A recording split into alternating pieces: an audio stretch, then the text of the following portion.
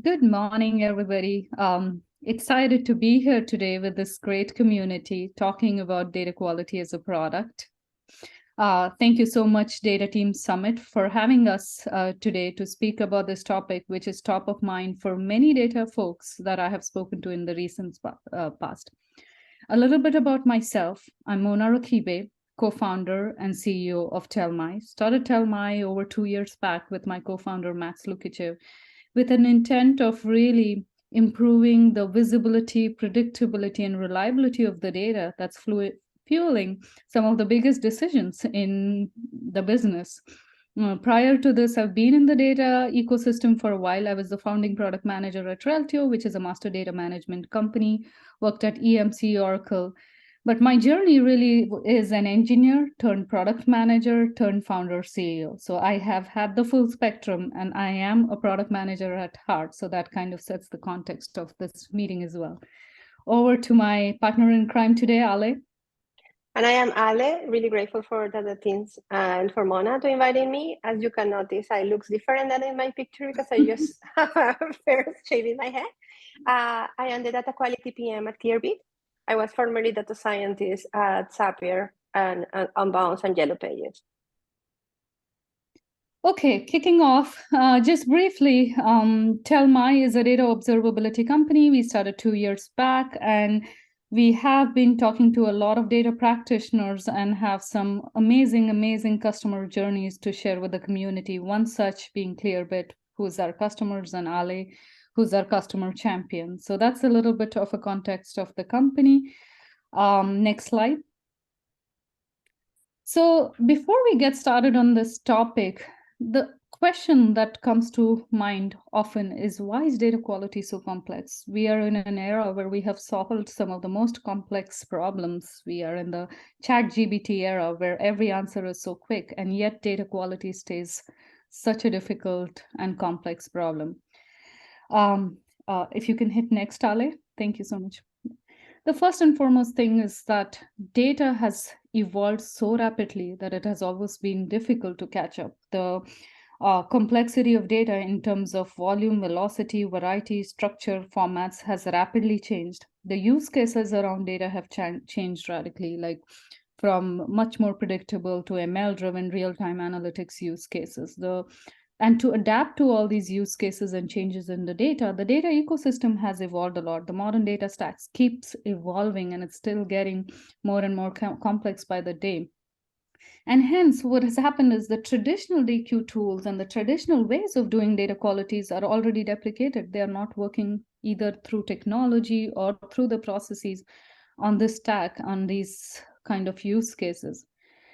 Augment this with the fun part of data quality. The data quality is a function of people, process, culture, and tools. So just tool alone has never solved data quality. I mean, anybody who's been in the space, the image at the bottom tells how the source and the source owners, the consumers of data are always at each other saying, hey, the quality issue came from the source. But if you don't have clear visibility, there's always this culture and people tension that happens in the data system. Next slide, please. Now with that, oftentimes the data quality indicators or data quality characteristics are well understood. There are like completeness, uniqueness, timeliness, validity, accuracy. All of these indicators can help any organization understand data quality, but there's no peanut butter approach to any organization, to any problem. So while there are KPIs that help you understand data quality, it's never easy to kind of say that this uniqueness, which is basically how much duplicate data you have, is going to work for every use case, every data product, if you may say. So how do you apply these KPIs? And there's a lot to each of these KPIs, right? In certain cases, timeliness or freshness of data is a good indicator. In certain cases, it's not. So how do you apply all of these data quality KPIs and put it in a context of business value? And just to take all of this together, the complexity has now increased furthermore. And the best thing about this is that if we apply a product thinking, there's a much better and easier way to solve this problem of data quality in its totality. Next slide, please. So just to kind of summarize the problem statement, I like this session because the fun part is I tell the problems, Ale tells the solution. So, I'm going to get to wine and Ale is going to get to solve this problem. So to summarize this problem statement, really data quality is a function of, or is complex because there's lack of ownership or there's no clear ownership. Find any problem that has, or anything that has more than one owner is difficult to solve, or there is no owner in general. It's also becomes extremely hard to prioritize. Oftentimes, because of the complexity, because of the organizational priority, everybody understands it's an extremely critical thing. We are pumping in humongous amount of money in the data initiatives, and yet the ROI depends on the quality of data. So how do you prioritize that? How do you make it really achievable in general? And how do you measure business value? So especially today, it's becoming more and more important that every dollar spent in every initiative has a clear line of sight of what's the business value, what's the measurable impact of this. So if you have to summarize this problem statement, it really comes down to these three things. Next slide, please.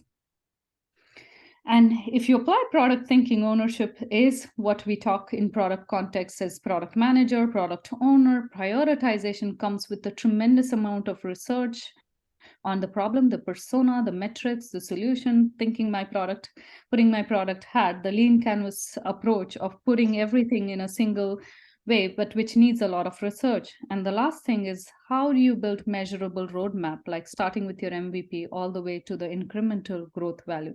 So how do we apply this product thinking into what we know best? I'm passing it on to Ale. And before we pass on, I just want to say Ale introduced herself, but I always feel data quality with all of this in context needs an internal champion. And Ale is my hero for that because she is that champion. She is that change maker who really put this together for Clearbit. As I mentioned, it's a function of tool, process, and people, and much more. And she'll walk us through all of this through her journey at Clearbit. Thank you, Mona. You're my hero as CEO. Talking about quality, data quality in a company, amazing. I am Ale, data quality PM at Clearbit.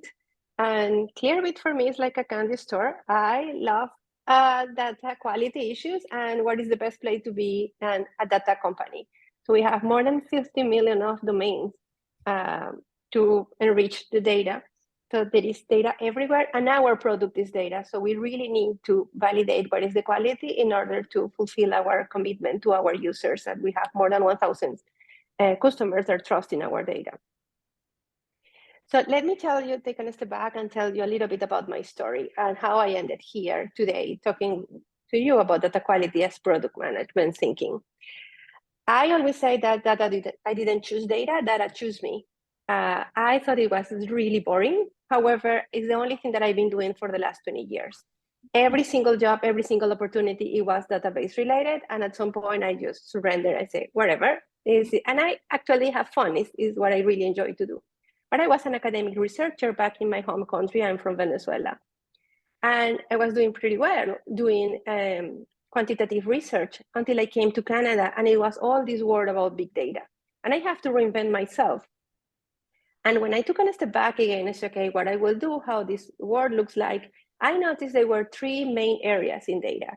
The first one, it was kind of foundational for me, all the data collection, quality, data governance. Kind of boring for a lot of people. It was not really the most exciting thing to do, but really related to what I was doing before in my country. The second part was more related to analytics, really exciting, all the machine learning, artificial intelligence, everyone wants to go there. And I'm guilty of charge. I also wanted to be a data scientist.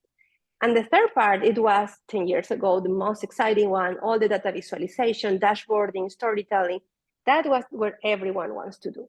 So I took a difficult bet and I say, I wanted to keep my commitment with data quality. And during the last 2-3 years, I realized that I started questioning how we were doing things in data and adding more product thinking. And it was great because data is not just about delivering product, delivering your research or your dashboards. It's about what is the product behind the scenes. At the same time, in the other side of the equation, Clearbit started as an amazing idea and suddenly it became this amazing data set that can have data about companies all over the world.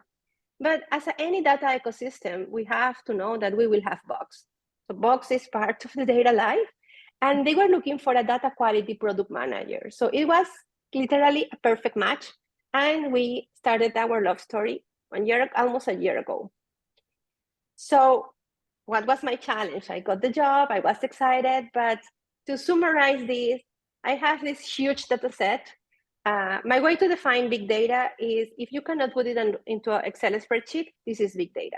When you have 50 million domains, you cannot check the quality of your data with your eye, checking in really quickly. You need to go smart. But this is the first part of the problem. A lot of domains, a lot of emails with more than 100 attributes, that makes huge. On top of that, a huge and complex algorithm that is crunching this data to make the best recipe that we can have. And on top of that, a complex stack where the data is in different source and like a spread. So I need to take this part of the equation and produce something smart. And then the question was like, where I start, what I do with this, how I prioritize this. And the most important part, how I tell a story about this, because in data quality, in my opinion, is all about trust.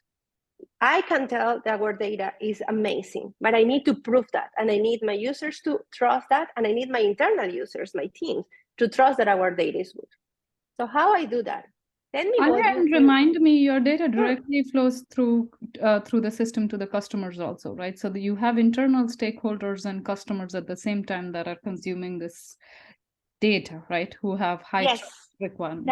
That's thank you for that. The call out is that makes a little bit more complex because it's not just what is internally that I can control, it's the data flows to the user CRMs. That's correct. Thank you. So let me put you an example. I was working happy one day and suddenly a customer reached out and say, there is an issue with this data. There is a problem. Okay, let's kick on an investigation. We found a bug. We deployed the bug and everything is okay. We were celebrating and not really. The customer reached out again and say, you know what? It's happening again. And now the user is not happy when the issues are happening twice. So we started a deeper investigation. We found the root cause. But at that point, I was escalated as a big issue because it's something that we cannot just apply a hot fix. It's something that we need to think with product management mindset. And what that means, how I do that. This is my roadmap. I joined Clearbit in March 2022. And the first thing I looked for, it was a dedicated data source for monitoring. How are we going to talk about data quality issues? How I look at that, where I see my data. So with better understanding of my data, I started looking at prioritization. Which one are my top attributes and the top use cases that I can work on? Because you cannot start with everything. It's not going to work. So by August, I have a good understanding of the data and I have a good data set to monitor. And I start evaluating tooling. I start looking at internal tooling if I build, and I start doing a POC with different vendors to see if it was better to buy.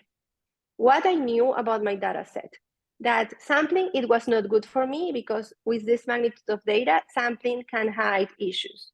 Same with high level and aggregated metrics. I need to really monitor everything. And I needed to compare the different options based on the same goals, because if not, I will not be choosing the best vendor for my use case. By October, we were able to have a dedicated monitoring. We started the Telmai subscription, and we were able to start doing fixes implementation. Based on this mindset, we saw the monitoring in place. And the cool thing is by November, we were able to apply fixes and monitor the impact across the board. Because when you have a complex data set, you apply a fix, but you don't know what can be impacted in the other places, the different parts of the stack or in all your data ecosystem. So that's why it's important to have a really complex monitoring overview. So this is where we are now.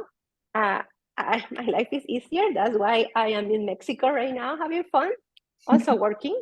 But the plan is other like seriously, add these monitoring technology capabilities to all our attributes. I cannot do it all at once, but I want to monitor all my attributes with the same specificity, but I start one by one based on the relevance and what is important for my users.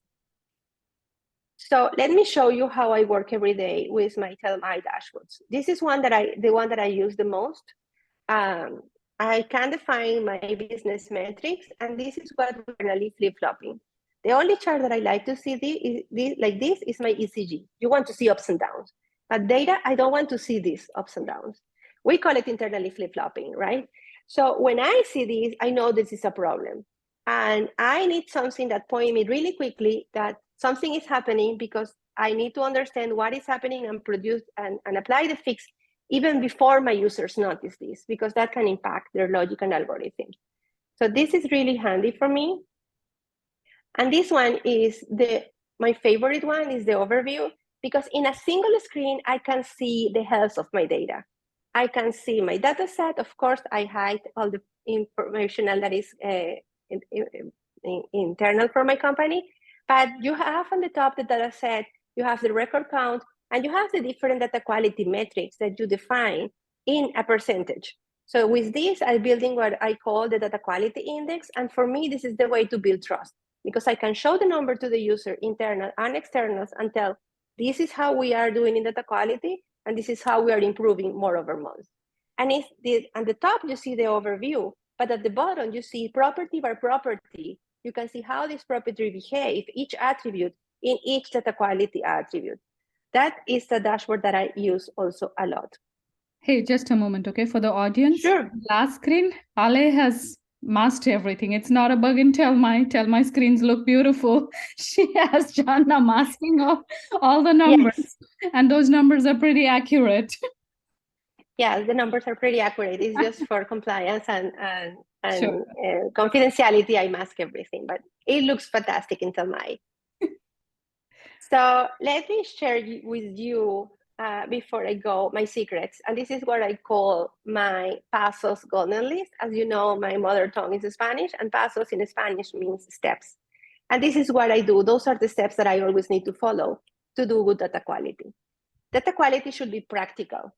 You should define an MVP or a POC. You have the tooling, and you define what are your success metrics. Don't start over there. Define what are you looking for with a very tangible use case. Data quality should be accessible. When you look at all the data quality definition, looks really complicated. It's not like this. And then not everything is related to your use case. Is freshness the most important for you, or is accuracy?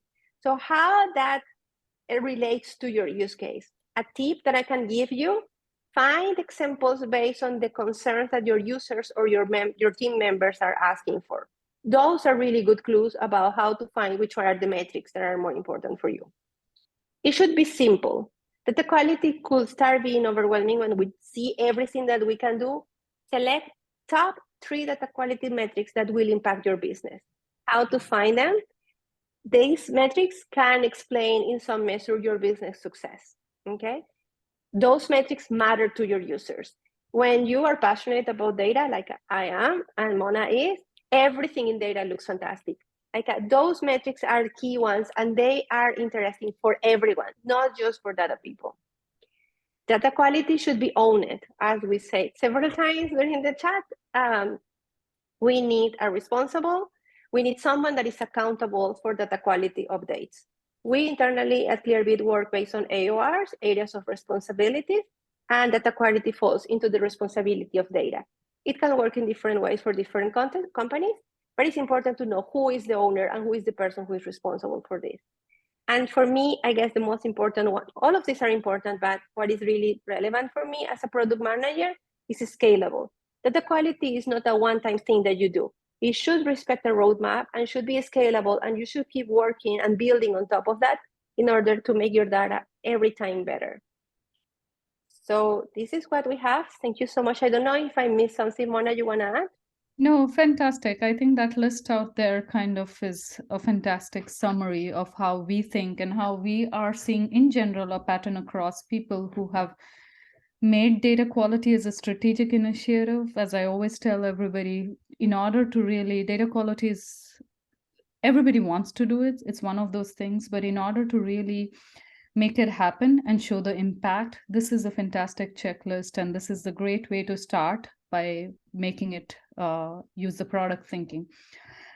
Thank you so much, Ale. I cannot be more excited about having you on this journey and spreading the word about data quality and for the data community team. We are up for questions here. I should have mentioned in the beginning itself that we will be taking up questions, so you can post your questions in the chat, and both Ale and me will be happy to answer those right away. If there are more questions than we can answer, we are both available on LinkedIn and email to have follow-ups.